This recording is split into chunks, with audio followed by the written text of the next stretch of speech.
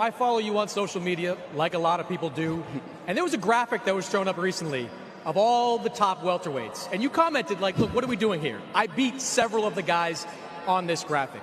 Can we be done with everybody else but Terrence Crawford? Can we just do Errol Spence versus Terrence Crawford? I mean, that could happen. We got to see how it goes. But, you know, like I said, I can move up to 160 and fight Canelo Alvarez. Look, I want to get to that.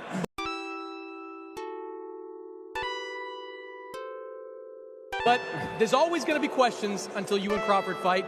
How optimistic, if at all, are you that you can get Crawford in 2021?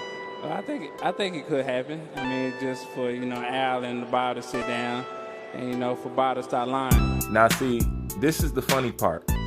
And this is for all those people who were upset about Terrence Bud Crawford fighting David Avenesian, saying he ducking, whatever and whatnot.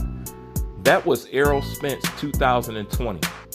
So that was way before all these negotiations, 25 million, take 30%, let me see the books. This was way before that, okay? Now, this is the thing. If it's always been strap season, why is he talking about going up and fighting Canelo Alvarez? I'm just saying, if it was always strap season, and this is 2020 right here, if it was always strap season, and that was the first order of business, and that was the main priority, and that's what he set out to do, and it was important to him, like he told you, it was important to him, and it's really strap season and all that, why is he talking about skipping out on Terrence Crawford and going to fight Canelo Alvarez? Once again, how many times we got to catch Errol like this, man? How many times? See, the thing with you Errol-sexuals is you guys can't do what I do because Terrence Crawford don't have the contradicting material out there for you to do it. I could do this with Errol Spence all day long, back to back to back to back to back. Yet there is still some muttering about somebody ducking somebody. It's absolutely preposterous. This is how we know that you guys saying Terrence ducking Errol Spence, we know that's just a defense mechanism. We know you don't believe that. Just like you know we don't believe you. We just don't. There's too much. Listen, where there's smoke, there's fire. Okay? When you run into the same team two and three times, then more than likely, that is what it is. Now, how many lies and how many contradictions have we caught Errol Spence in? I done lost count.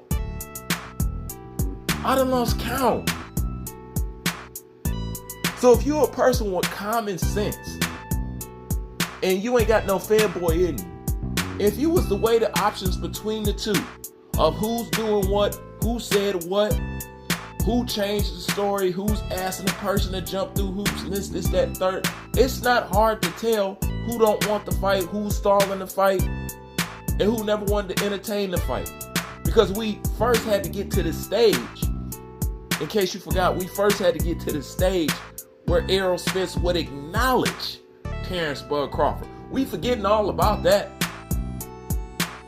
Forget the setting up the fight, and this is that. We first had to go through a stage where Errol Spence refused to acknowledge the existence of Terrence Bud Crawford in the 147-pound division.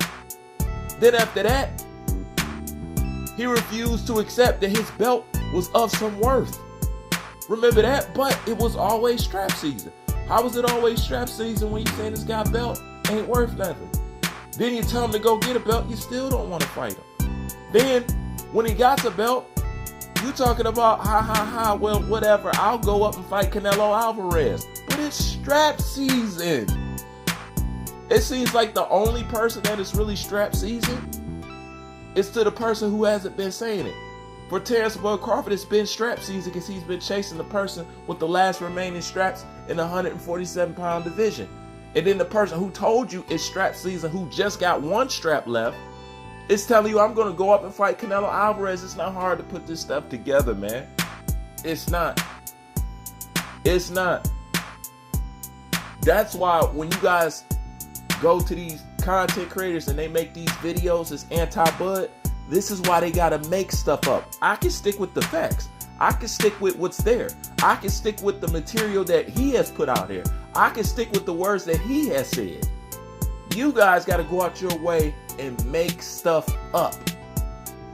No sources, no nothing, no, just stuff that's made up out of your head. But they know that y'all so pathetic and y'all so desperate that they can make stuff up. And you guys are going to like those videos simply because you hate being stuck in a situation where you have to realize that Errol Spence never really wanted to fight and his team don't want to fight for him. And even if he does want to fight now, his team still don't want to fight for him. So that's why y'all run into these people, and that's why they doing it. Because they don't really care about Crawford or Spence. They're just capitalizing off you guys' insecurities. Honestly, that's what a lot of channels doing. And you know what? I can't too much blame them. Because they can lie and make up anything about the situation and y'all gonna run with it. Yeah, that's right. That's what they doing. Knowing they lying. I mean, you should be embarrassed, but I get it, y'all not. But, you know, there's more stuff like this to come. Fight's gonna go on being 5 years without seeing this fight. Man, I'm done with it. You seen what it is. The proof is in the pudding. Like, comment, subscribe. Bruce Bain, I'm out. So, we'll see. But I think it definitely could happen next year. They just got to sit down and talk and, you know, go over numbers and things like that. But it definitely could happen. But like I said, I'm the big dog at the welterweight division. And he gotta take a back seat and take that 60-40 or 70-30, whatever we give him.